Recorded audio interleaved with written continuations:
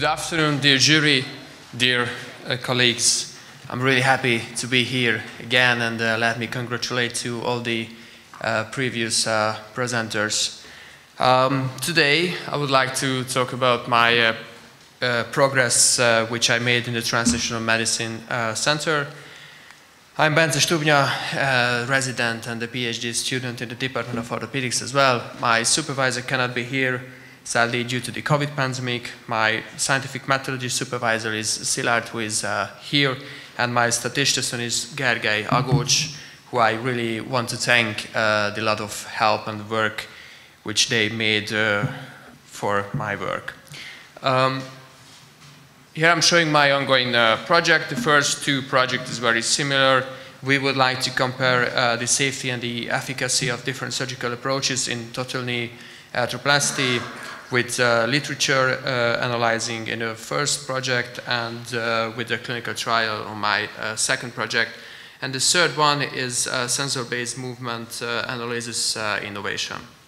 So the first project is a comparison of the safety and efficacy of different surgical approaches in total knee arthroplasty.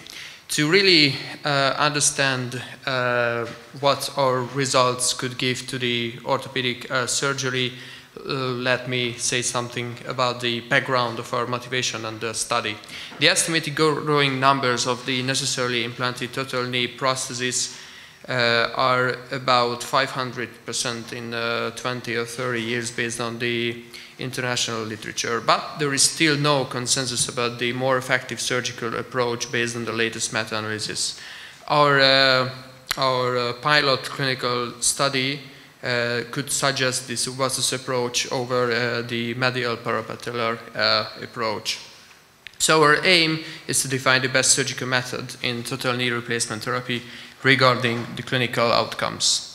So our hypothesis was the subvastus approach of a more effective rehabilitation. As an outcome, we investigated ROM, which means range of motion, pain measured with visual analog scale, and different scores like WOMAC score and Knee Society score.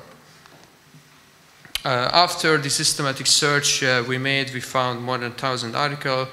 And after following the PRISMA protocol, we found only 28 articles, which was good enough to include the data which they contained.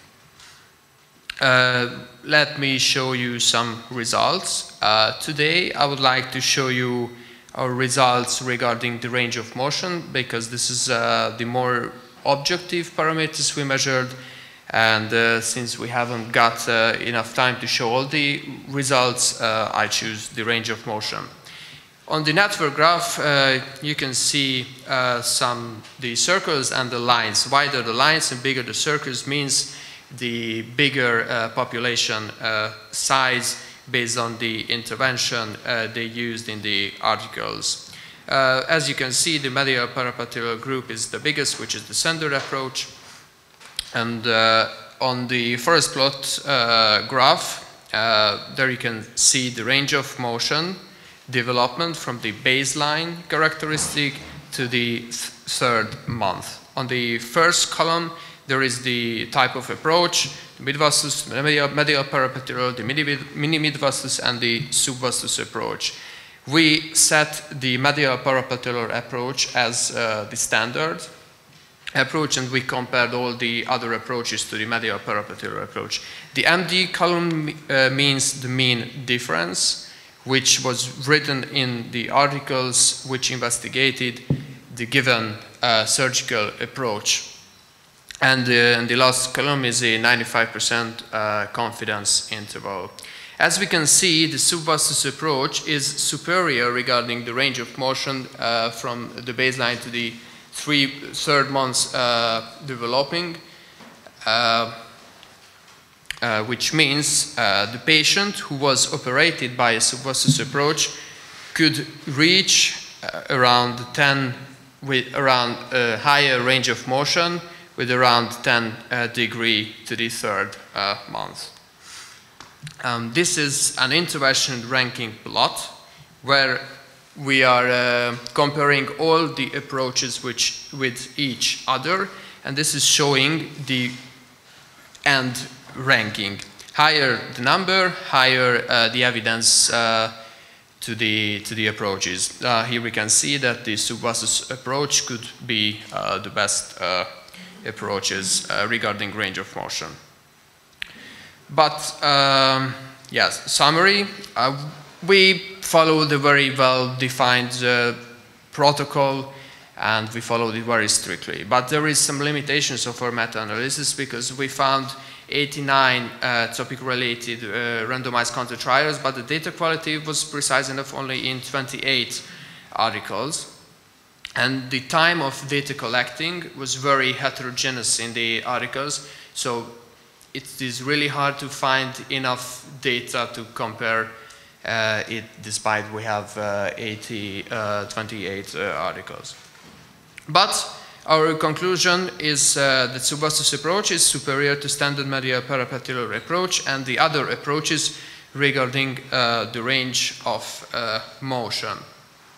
But we are experienced that randomization is hardly conductible in the field of orthopedic surgery, because most of the time the patient has the opportunity to choose the surgeon.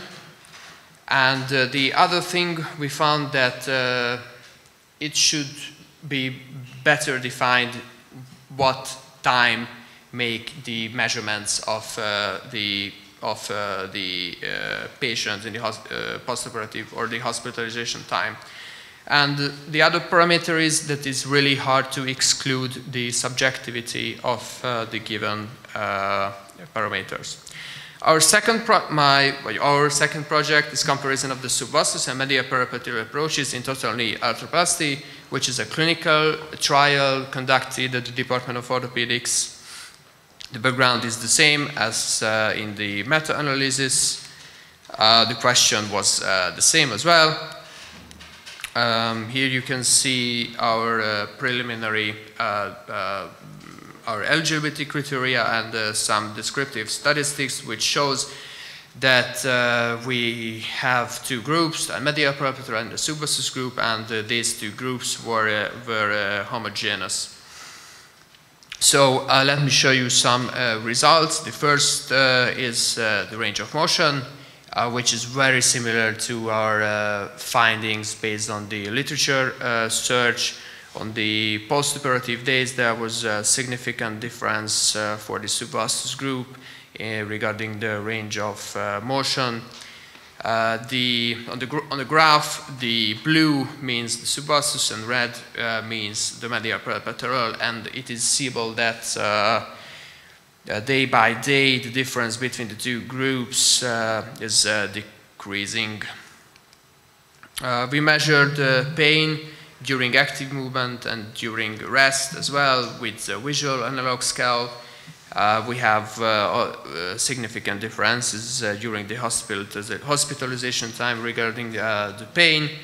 I'm showing you 4 different graphs, which is because we have 4 groups based on the needed painkillers, but the difference between the two groups was significant again. Here I'm showing you almost the same, just the pain was measured in rest, where we found significant differences again. We have another parameter which we examined. This was the use of painkillers.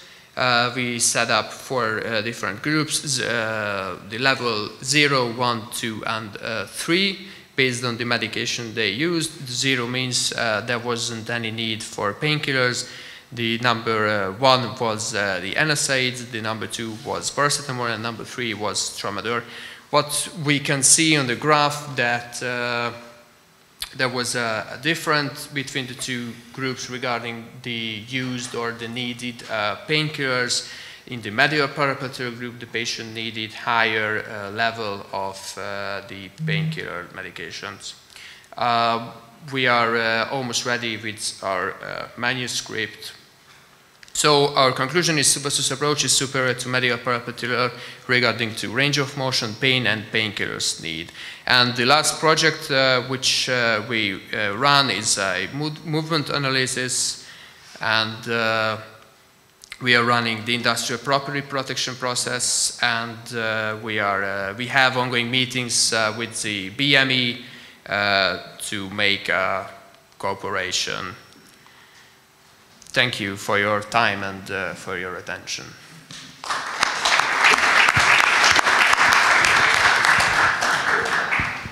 Ask one thing, Bence. First of all, I am totally biased because I'm only doing subvastus, as you know it very well. Because of that, I know also very well, but in the cases when I use a traditional approach, is those cases which are really complicated.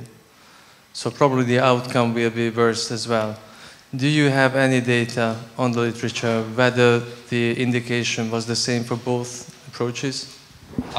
Thank you for your question. First of all, in our study and the randomized control trials has a very strict inclusion criteria, which has helped us to exclude this kind of population bias. So most of the so we excluded all the patients BMI over 40, and we excluded all the patients who cannot reach 90 degree in range of motion. And all the randomized control trials has different but very similar inclusion and exclusion criteria as well.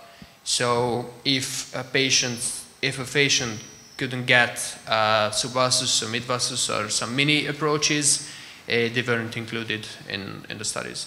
We all know from our practice who are doing knees that the subvastus is definitely better.